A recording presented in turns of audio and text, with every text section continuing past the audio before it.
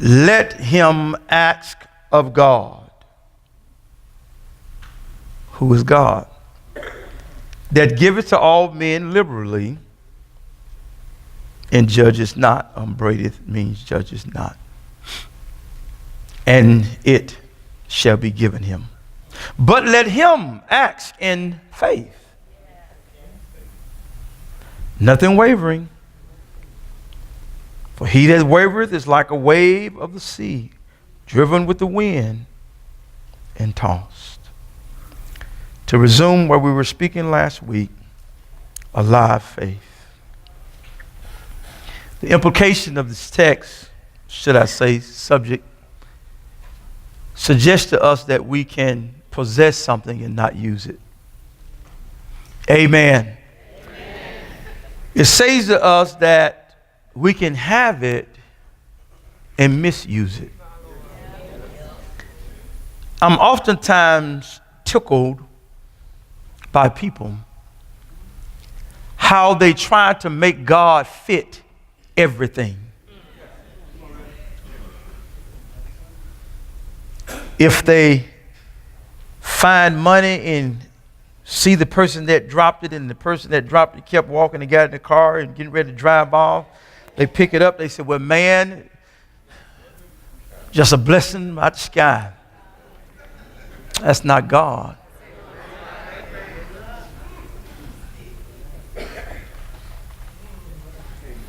When we go into stores and people doesn't ring our stuff up right, especially if they know us,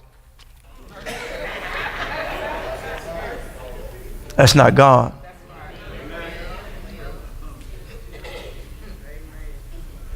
Things don't happen in our lives. Maybe God didn't intend for it to happen, but we were not, catch this word, consistent. Some of the things that we don't have is because we did not persevere. We did not hang in there. It seems that we tried to make God fit things that God did not ordain. It's like we have this fear of being disappointed, or that we are superficial, want to persuade folk that we're all that in some, when we're not fully all that. We have come to a place in our world that we live so publicly. Everything we do has to be advertised, shared, and told. That when tribulation comes, pride, self keeps us from going through.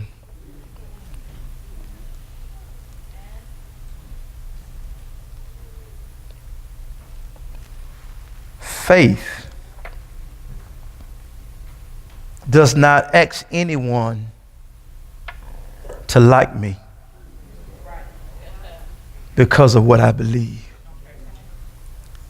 Faith is so tunneled that I don't need no one else to believe it with me. Amen. Because it's really about God and me. Mm-hmm. Faith, I was reading, Dennis, I found or came up with a definition was, I know what we have. Faith is the substance of things hoped for, evidence of things not seen. That's good.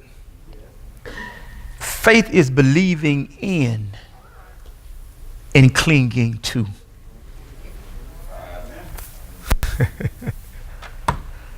Amen. Faith is believing in and clinging to. This whole book of James, I hope y'all on board, because I don't really know how fast I'm going to shoot when I get ready to go. I'm just warming right now. This whole book of James really is an attempt to appeal to believers. That if we are to express true faith, then the results of that is something must show on the outside about what we're believing on the inside. Faith calls us to, catch this, obey the word of God.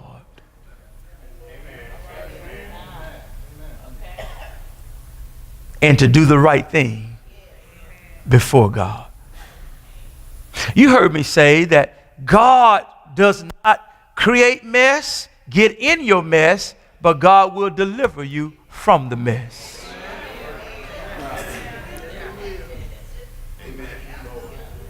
Faith is not having your hand all in it, manipulating it. Faith is doing your part and trusting that God is going to do his. I asked last week, how many of us had faith? The whole church raised his hand. Having it is not our issue today. Applying. We talked about if any man lacked anything, and James tells us in 5, if he lacked wisdom, let him ask God. Wisdom is having knowledge and knowing where to apply it and when. So you can know something and not know when to apply it. For instance, this is crazy what I'm getting ready to say, but I'm going to say it. You have $50 in the bank. Dealers have a sale. Buy one, get one free. And your water bill is $45.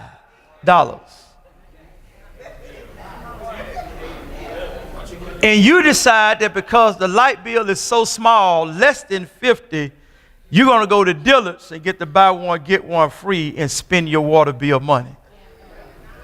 That's not wisdom.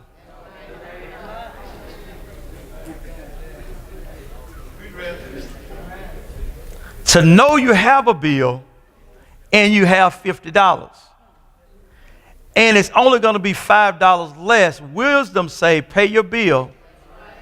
Whatever is left, save it and catch dealers the next time.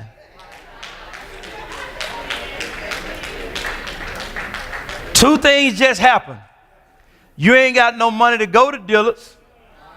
And if you go to dealers, you ain't got no money to pay your bill.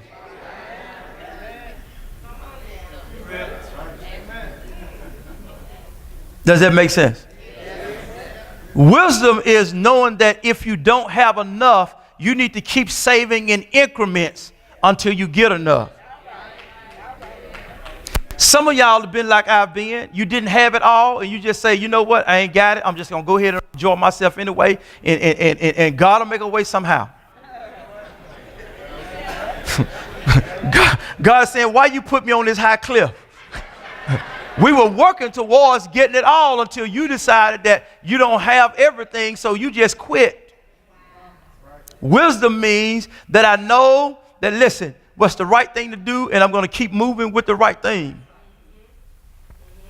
Faith says, I'm not going to be moved. Because I believe that even where my shortage is, my God is sufficient enough. Faith says I don't have to see it all. Matter of fact, I don't have to see it right now. But I believe in it and I'm clinging to it.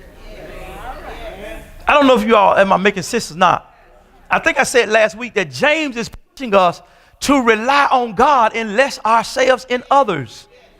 I know it's difficult because I grew up in a home with 2 women, and I was told growing up that if you don't get out there and make it happen, it's not going to happen. I was told you got to look out for yourself. I was told you got to work hard if it's going to come to pass. I was told everything that I had to do, and I grew up with the mentality, guess what? If I'm not in the game, if I'm not the star player, if I'm not the MVP, it's not going to happen. It has somehow made me, at that point in time, trust God less.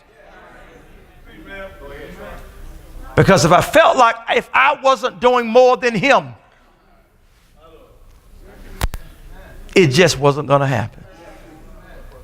And sometimes our effort to make things happen, we get in God's way. Check me out now. Stay with me. Don't get lost. Because we want to do God's will, but we want to have our way. Sometimes we are so persistent on our way that we negate reviewing the will. Check Jesus out. If it is at all possible, remove this cup. Jesus wants to have his way. Nonetheless, not my will, but thy will be done. After he realized the will of God, he comes back to the disciples and say, hey, you can sleep on now. All is good. I realize that I got to drink this cup for the sake of y'all that's sleeping and those that got to come. I realize that this cup cannot pass off. And guess what Jesus says to the disciples? I'm cool with that. I'm cool with not having my way because I realize that the will of God is bigger than me. See, your way only benefits you. And if it benefits more people than you, you're at 90% of the benefit. And what's left for the rest of the world is that 10. So James says to us that if we lack anything, let us ask of God. And I want you to know, he says that he gives it liberally. Now check this out. What James wants us to see is that God is your reference point. Last week I talked about if you're going to have faith, you can't focus on the things around you. You can't focus on yourself. You got to focus on God. God has to be the person that you're looking at and say, he can make it happen. Because you look at everything around you and the people around you, you're always going to feel like God is prejudiced. He discriminates.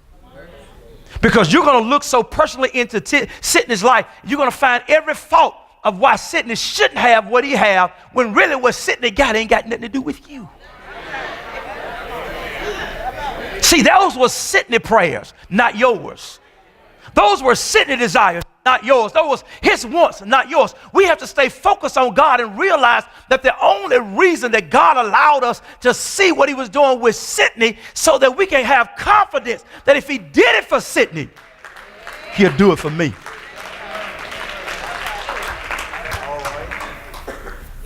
I'm not to compare myself to anybody in this room, because my walk with God is my walk with God. So focus on God, because if you focus on other things, you're going to start saying, woe is me. But if you focus on God, you're going to say, wow, God is doing amazing things. You got to look into things and know that no matter what comes your way, that God somehow is playing a role in it. And I want you to know that James here is talking about afflictions. He's not talking about the glorious bed of comfort and the rose of ease. No, he's talking about afflictions. Confidence that even in affliction, God is there. Even in affliction, it's the will of God concerning me. But I got to stay focused. So the first word that we used, or the first letter that we used last week was focus. The next word I want to use is attitude, because that's so much a part of how we're going to stay in the game if we get started. Look at what James says. Count it all joy when you fall into various trials. It's my attitude of how I go into my storms, realizing that it's ugly, but it's mine. And if I'm looking at it, and if I'm facing it, if I'm going into it, then God has ordained it. And God would not allow anything that happened to Gary Adams that he's not going to go through it with Gary Adams. God is not going to let anything that happened to me that's going to cause me to lose my life and my witness. God is not going to allow anything that happened to me where I will lose. My attitude has to be that I am going to win even in this. We have to have positive thoughts about ugly things. You got to have positive thoughts about ugly things. I'm going to tell you something. Your doctor don't know everything. And Facebook neither.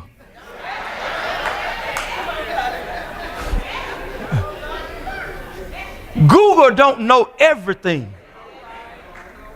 We have to have the attitude that because I am a servant of God, I am a friend of God. Check out Mary. Mary, you are favored among women. Not that you are more favored, but you are favored among women. You have to look at yourself and say, listen, I'm favored among people. Not that I'm better than people, but the favor of God is all over me.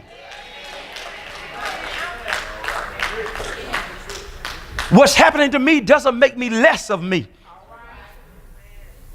What's happening to me does not make me less of me. Because you're sick, it's not less of you. Because you're going through difficulties, it's not because you are smaller than anybody else. Because things are not working out right now, doesn't mean that there's some infraction on your part.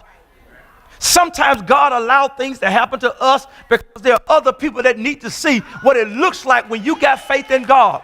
That even in bad times, I trust him. Good times, I trust him. Ugly, I trust him. When I'm without, I trust him. Even if I lost everything, I trust him.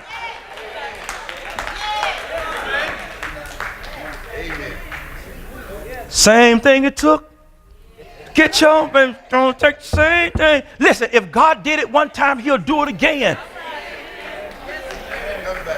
If you, no, I want to use that song because I want you to understand that if it was your faithfulness that brought blessings to your life, if it was faithfulness that caused God to open doors, if it was faithfulness that God heard your prayers and he answered your prayers, if it was faithfulness that caused God to do unmeasurable things in your life, do the same thing. Be faithful. Even though it hurts, be faithful. Even though it's painful, be faithful. Even though it's a hard charge, be faithful.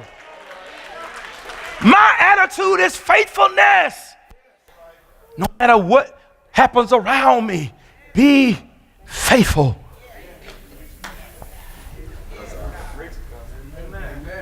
The attitude of the believer ought to be that I can count on God. I must realize that my attitude is an enabler of my confidence and a disarming of my fears. It's an enabling of my confidence and a disarming of my fears. My attitude, how I look at it. Because I'm going to tell you, if you think you lost, you've already lost. If you think that you're defeated, you've already been defeated.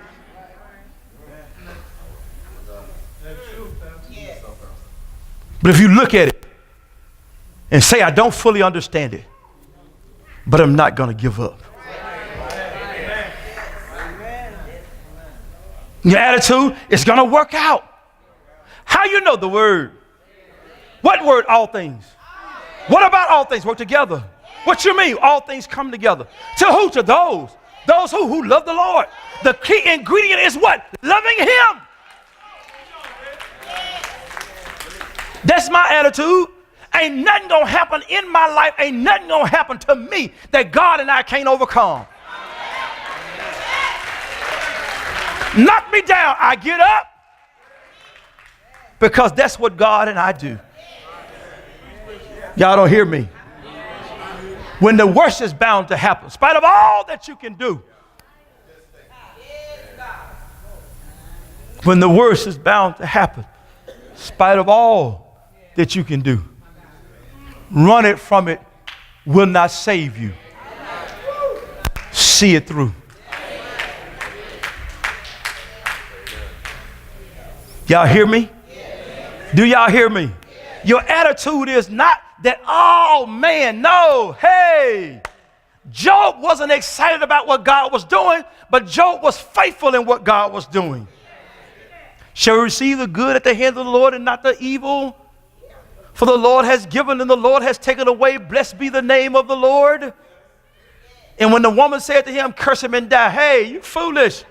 Because you got to remember how we started out, nothing. What we got, nothing. He who gave us stuff is he. I'm going to stay with him.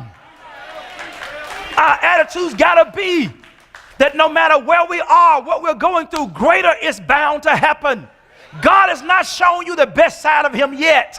If you got more days in front of you, that's God's opportunity to say there's more of me for you to see. There are more things for me to do. My attitude gotta be, if it's ugly, I can't die here. Why not? Because this is no glory. If I die here, the glory of God is that he pulls me out of my mess. He delivers me from my pitfalls. He loosed my chains and my shackles. I can't die here.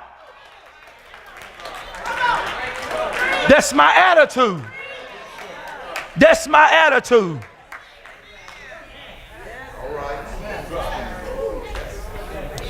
Moving on from attitude, focus. Let God be your focus. Let your attitude be that of upward thinking. And let me add upward living. Amen. Next thing I want to say, that if you got to focus on God and you got an attitude, you got the right attitude or a good attitude. Let me say this, a healthy attitude. I want to use that, healthy attitude. Then you have to take initiative. You got to take initiative. For so long, I have been around people who have believed that I prayed, it's a wrap. And they'll tell you very confidently, Reverend, I prayed about it. Well, what else have you done? I prayed about it. Well, what else have you done? I mean, I prayed. If God, real talk, if God is God, then God's going to do what he want to do anyway. Stop it. Stop it. Stop it. Abram's faith moved God. Abram's faith moved God. We have to realize that if we believe what we're praying, that's the start line. Going in the direction of it is when we're moving towards the finish line. My admonishment to you is get started with what you're praying to God for.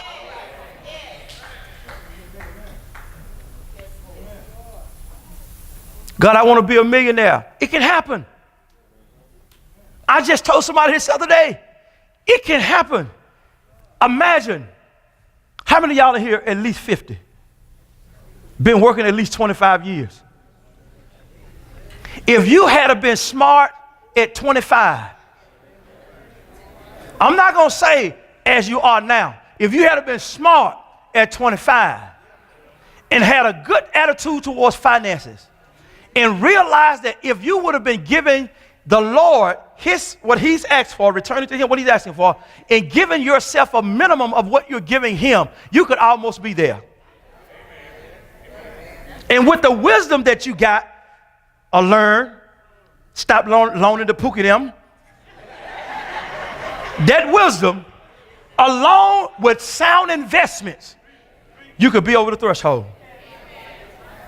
What we don't do as a people, and I must say that, we don't tell our children that money needs a boss.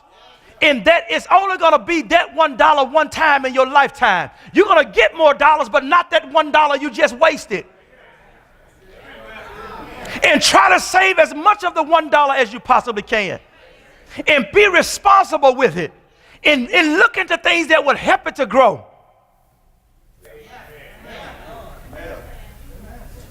I'm talking about taking initiative. You got to realize that what you're looking at is real, even if it has not come to pass. But you got to spend time with God, asking God, how do I get there? And I'm going to tell you something. If folk around you sound stupid, likely they don't have the knowledge you need to get you going forward. Stuff like, let's go on vacation. And you already shopping groceries on your credit card. Vacation is out. Every one of us in this room ought to have a passionate desire to get debt out of our lives. I'm for real. The only way you're going to get out of debt, you got to stop charging. You got to start to live moderately. You got to have a financial plan. The biggest debt in your life ought to be the house you live in and the car that you drive. That's the biggest debt, but you ought not keep renewing it.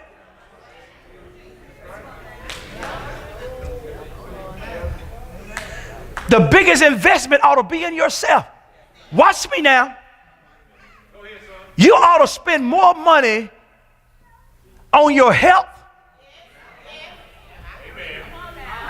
more money on your retirement,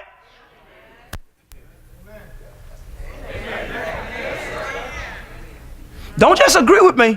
I hope some light bulbs going off in here. I'm not saying move out to, what's the hottest neighborhood right now? I don't know. I mean, where everybody's moving, these big old houses.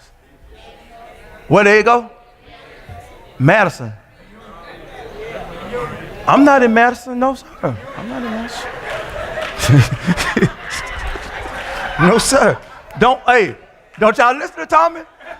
Not what he say, but what he play. Don't listen to what he say, but what he play. I ain't in no Madison.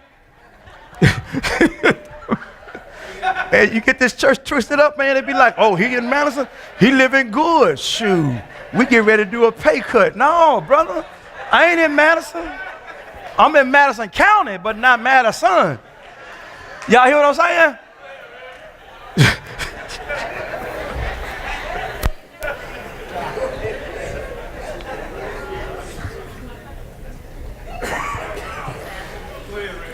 It was early one morning, just about to break up. Let me move over here. Listen, what I'm saying is take initiative for the dreams that you have. If there are things that you want to do, watch me now. If you have the desire of entrepreneurship, start researching it. Start reading about it. If there's somebody that's doing it, start reaching out to people that's doing it. Ask people to allow you to shadow them. And listen to this. Stop being afraid of people having more than you. Whatever God intends for you to have, you're going to get it. I'm not going to get what God got for you. Share what you have with folk and be a blessing to their lives, because God knows when you can be trusted to pour out, God knows you need to pour in.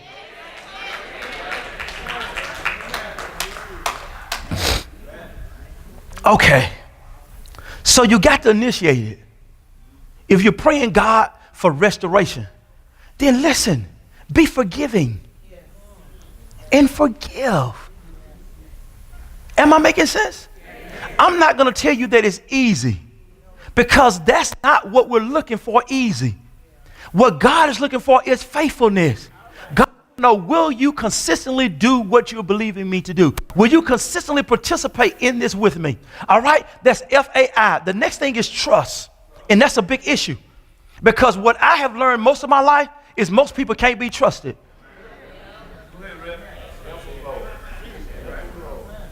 When it comes to me and you always gonna pick you. And I know you're saying, that's right, I'm supposed to always pick me. No, the Bible tells us to exalt others above ourselves. Watch me now. Be careful, because I don't want nobody leaving here talking about, well, you know, I'm getting ready to put everybody in front of me. No, that's not wisdom. Give y'all an example. I love my mama. I love her dearly. I do. Mama can get anything I have. Anything I have. She can have it. I will help my mama do anything she wants to do after her needs are met and my responsibilities are taken care of.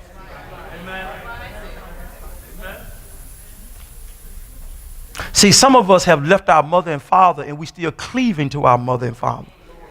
And we have not cleaved to our spouses.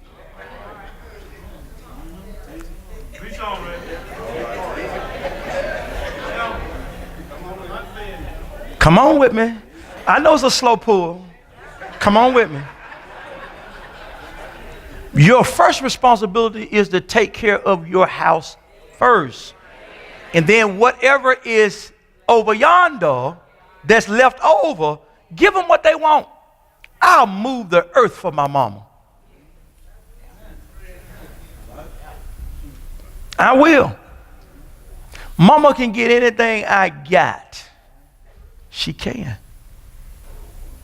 After all her needs are met, all that thing. See, that's what we mess up at.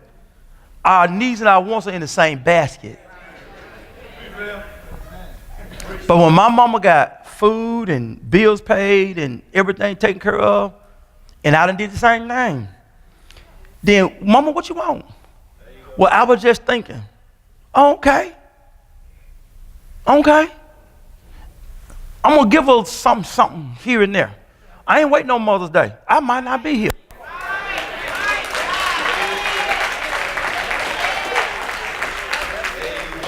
You know what I'm saying? I ain't holding all my stuff to Mama Day. Because I'm going to tell you, Mother's Day might come, and if I got a leak at the house that need to be fixed, and my deductible is ABC, I'm fixing my leak.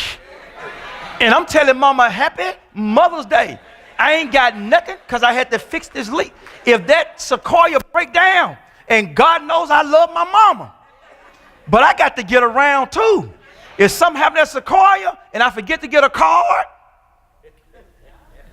or happy, I'm fixing my truck first.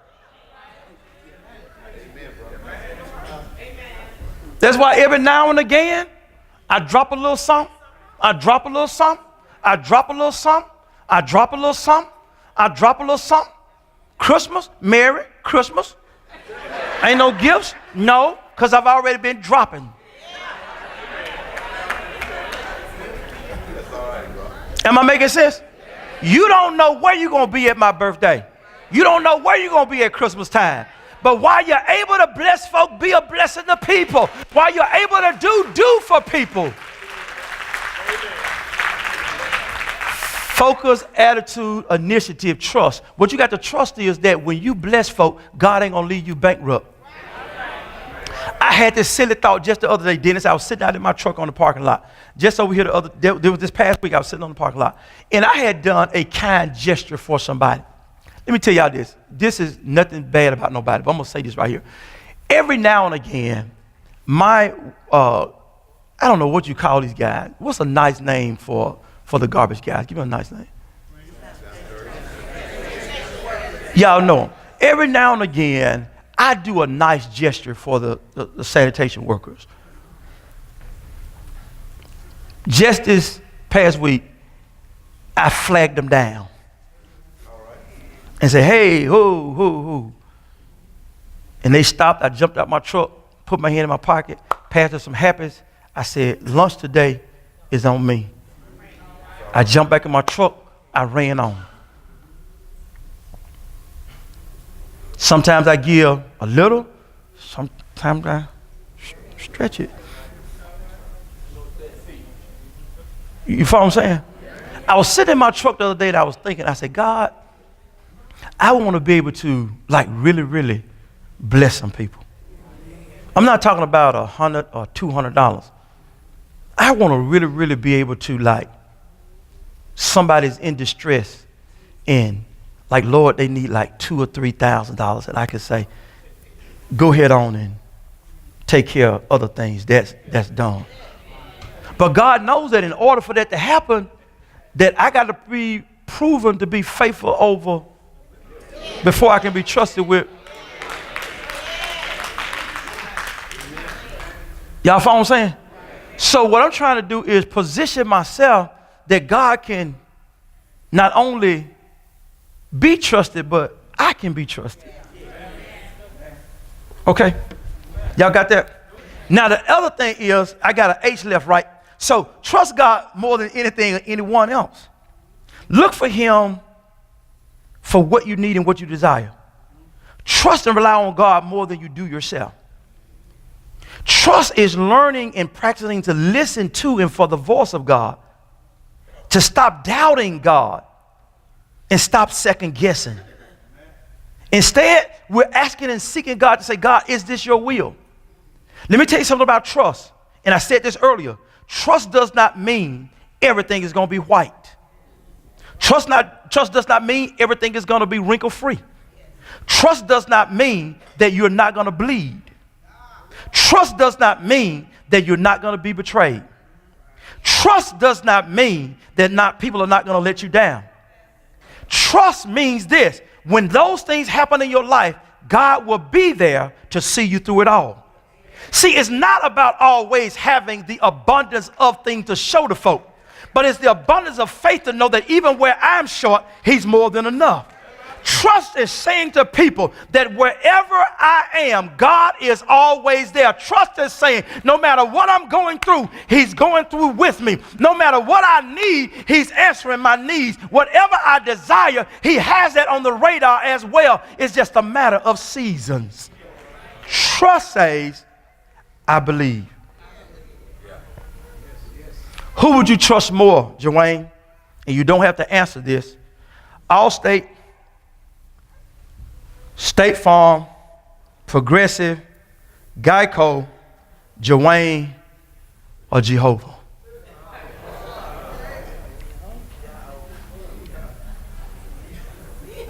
Let me tell you the difference. All of the insurance companies are insurance. They replace things up to a limit.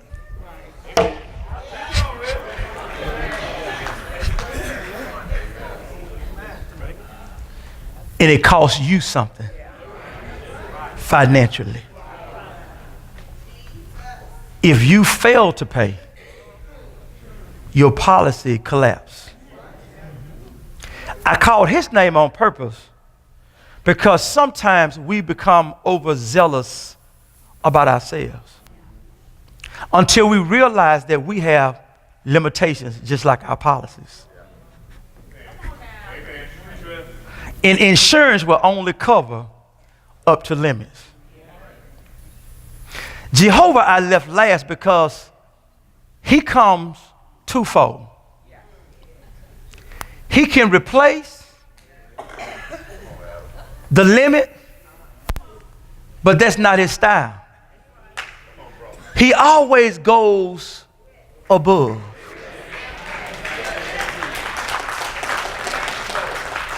The insurance that God gives us also should lead us to the assurance that no matter what I lose, I recover. Times something. God don't just give me back what I lost, but he gives me back what I lost and some. Assurance is you can put your tow truck to my car, because I'm not able to pay that car note right now. And I can wave that car note goodbye. Goodbye, car. But the assurance is that God will make a way somehow. What I lost, I will regain. The last thing is, because my time is up, is hope. See, focus in God in my attitude towards things and taking the initiative to move forward and trusting God with things ought to lead us to hope. Hoping says this, that I know I can expect it. Look at that verse that says that if any man lack wisdom, let him ask of God. He will give it to him liberally, and he will give it to him upbraideth not, which means he does not judge. But the last part of that says, and it shall be given. Our hope is in the word of God, saying that whatever we petition him for, that it shall come to pass. I said this and I'm going to say it again. If you don't want it to happen, don't you ask him for it. If you don't want it to happen, don't you ask him for it. But if you ask him for it, I want you to stop looking around at folk and start saying, my hope is built on nothing less than Jesus' blood and righteousness. Catch this now. I dare not trust the sweetest frame, but wholly lean on Jesus' name. On Christ the solid rock I stand, and all other ground is sinking sand. I want you to know, if you do your part, God's going to do his. If you start it, God will finish it. I want you to know today that all things are possible with God, and there's no good thing he shall withhold from those who love him and call upon his name. What I want to tell you now, if you believe it, start looking for it. When you come in on Sunday morning, lift your heads up and raise up your hands and let him know, here's my satellite signal, because I trust you, not in some things, but I trust you in all things. I trust you in all things. I trust you in all things. If it needs to be turned, you can turn it. If it needs to be fixed, you can fix it. If it needs to be healed, you can heal it. If it needs to be lifted, it can be lifted. There's nothing too hard for our God. Nothing too hard for our God. Alive faith. Alive faith. It's not just words. But verse number 17 of 1, he says that all good and perfect gift come down from the Father above. Chapter 2, verse 17. I got stuck on 17. Man, you're going to talk about this later. 17 in chapter 2. Look at chapter 1, 17. Chapter 2, 17. Faith without works is dead. Them 17 working. I grew up on 16, 1. More than 17. Listen. Faith without works is dead. I want you to know, catch James. If you prayed about it, start working towards it. If you prayed about it, start working towards it. I got to give you a caution here before I stop. Sometimes, and I'm telling you life, sometimes it's going to get ugly before it gets better. Sometimes it's going to get darker before it gets brighter. What do you mean by that, and what should I walk away with understanding that? When the devil knows that you're going to go after what you ask, go after what you ask. When he knows you're going to go after what you ask, he said, oh, shuck it now. All hands on deck. We got to push as hard as we can. We got to try to hold it up so we can doubt God. Come on in here, Daniel.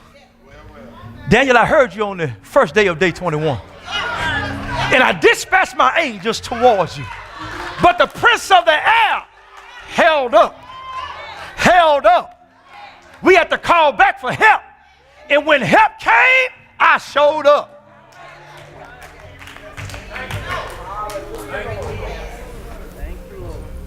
That's my time. Thank you for yours.